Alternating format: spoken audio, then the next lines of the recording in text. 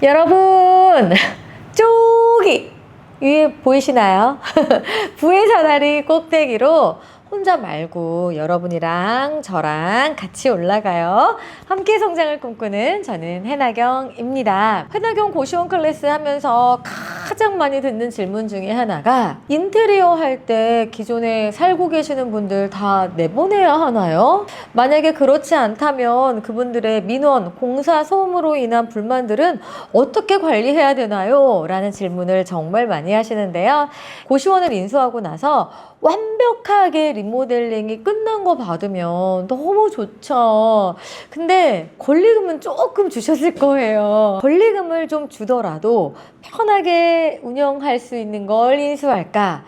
허름하고 손볼 때가 많은데 권리금을 좀 적게 주고 내가 인테리어 비용을 내서 요거를 좀 만들어 볼까? 요 두 가지 중에 저울질해서 선택하시기도 하는데 이 둘 중에 권리금 실현 차익을 볼 수 있다면 인테리어를 해서 좀 고생을 하더라도 네, 좀 수익을 더 창출하시는 게 좋기도 할 것 같아요. 이거는 취향에 따라 이제 달라지는 건데 보통 많은 분들이 노후된 고시원을 요 양수를 하셔서 예쁘게 업그레이드 해가지고 그래서 좀 더 비싼 금액으로 엑시트하는 걸 좀 원해 하시거든요. 근데 그 사이에 인테리어를 하면 기존에 받았던 입실료보다 훨씬 높게 받을 수 있고 높아진 입실료는 결국 순이익이 올라가면서 권리금을 좀 더 받을 수 있는 네, 좋은 방법이 되니까요.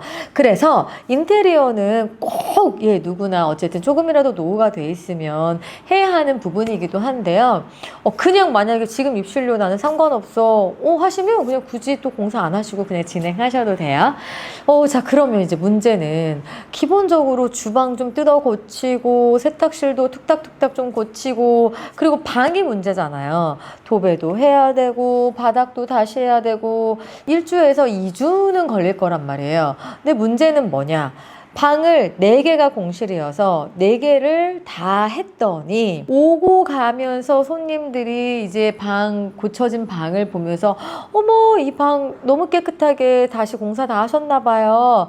인테리어 다 하셨나 봐요. 여긴 얼마예요? 하고 물어보시면 그거를 이제 안내를 해드리잖아요. 저는 예전에 인테리어 하면 다 끝나면 일부러 문 열고 다녔거든요. 그래서 내부에 있는 손님들이 보시고 45만 원짜리 방이었으면 그러면 한 47만 원 얘기한 다음에 이제 내부 손님이니까 한 2만 원 할인해 드릴게요 하고 45만 원 그대로 받던지 아니면 46만 원, 만 원이라도 좀 비싸게 더 받던지 그런 식으로 방을 파니까 옮기시면 그 옮기고 난 그 방이 이제 또 빌 거 아니에요. 이걸 또 인테리어를 해야 합니다. 그렇게 되면 계속 길어져요. 2주로 예정했던 것들이 4주까지 가는 거죠. 그런데 여러분, 이렇게 한 달 가까이 공사가 진행이 되고 있으면 내가 만약 안에 입실자들을 다 내보낸 상황이에요. 어떻게 해요? 그 월세며 공과금 다 어떻게 할 거예요? 그래서 여러분 기억해 주세요. 절대 기존에 있는 손님들 입실자분들은 절대 내보내지 않는다. 시끄럽더라도 있는 상태에서 공사에 들어가시면 되는데요. 여기서 공사 안내문을 이제 쓰실 때 주의사항이 있습니다. 공사 기한을 정확하게 명시하시면 안 돼요.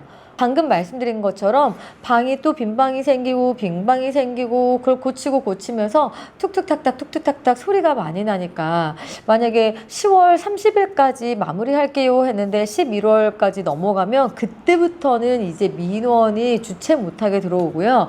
그땐 내가 죄인이야. 약속을 어겼으니까. 그래서 그때는 정말 이제 골치 아픈 일들이 생기기 때문에 공사 기간은 추후 상황에 따라 길어질 수 있습니다. 라는 것을 꼭 적어 놓고 공사 기한은 명시하지 마시고 그냥 편지 한 통, 문자 하나 떨렁 그것만 드리기보다는 좀 맛있는 먹을거리 챙겨서 문고리에다가 이렇게 같이 걸어 놓으시고 문자도 단체 문자로 보내시는 게 좋을 것 같아요. 근데 진행을 하다 보면 꼭 연락이 와요. 특히 그 고시원에서 2년, 3년 터줏대감처럼 오래 머무르셨던 분들이 보통 전화를 해요. 보통 레파토리가 똑같아요. 어떻게 얘기를 하냐면 이거 인수받고 돈도 많이 썼을 텐데 이거 인테리어 하면 돈 많이 들어가지 않아요?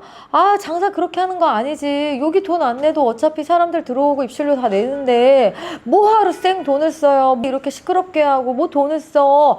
요런 훈수를 듣게 됩니다. 듣다 보면 끝도 없고요. 텃세를 좀 부리세요. 뭐라고는 못해도 저희가 맺고 끊는 건 확실히 오케이 거기까지 네 알겠습니다 거기까지 하시고 더 이상 말 막 많이 못하게 하셔야 돼요.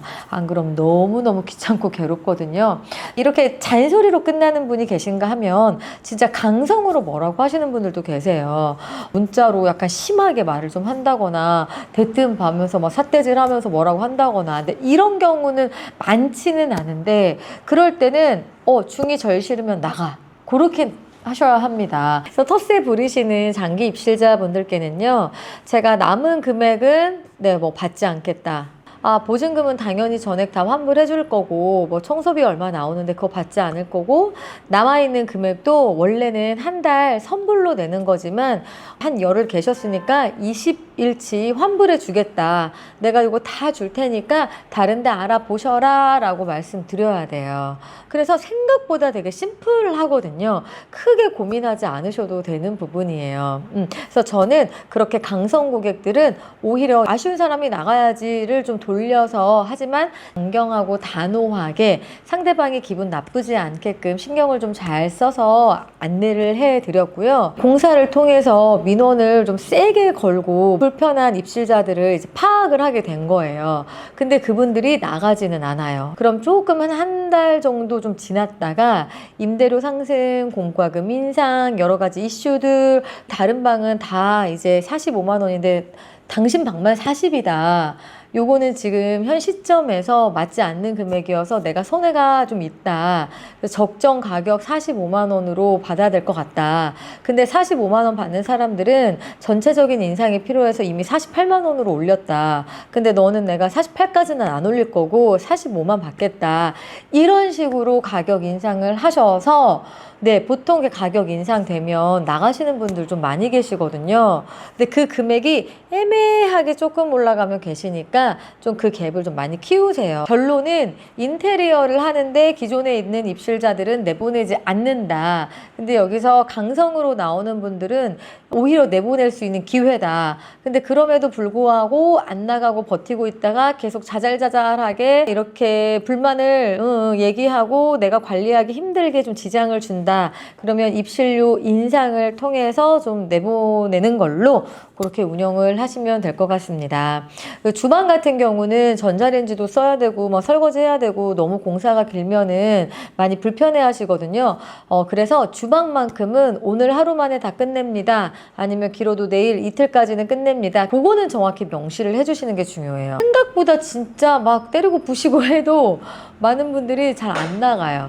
우리 생각해봐요. 지금 집에서 이사하는 문제가 쉽나요? 물론 고시원에서 단기로 잠깐 계시는 분들도 계시지만 그분들은 잠깐 참으면 되는 거예요. 그리고 장기로 오래 계시는 분들은 이게 우리 집이란 말이에요. 그럼 이삿짐 차 부르고 다른 고시원 또 알아봐야 되고 이삿짐이 어쨌든 몇 번 옮겨야 되고 이게 다 일이고 이사 비용이기 때문에 그냥 잊고 말자. 참고 말자.